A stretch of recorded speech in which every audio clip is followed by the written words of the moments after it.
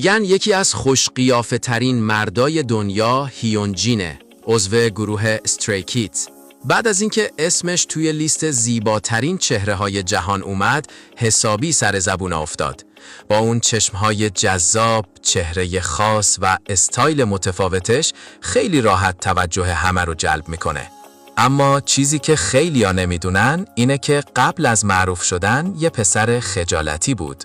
تو دوران کارآموزی کلی سختی کشید و حتی چند بار خواست بیخیال بشه، ولی تسلیم نشد و برای رویاش جنگید. آخرش هم به استری کیدز پیوست و تبدیل شد به یکی از محبوب ترین آیدول‌های کی‌پاپ.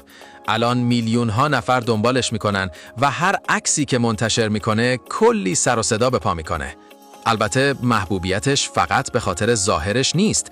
رقص فوق‌العاده، کاریزما و انرژی که روی صحنه داره هم باعث شده طرفدارای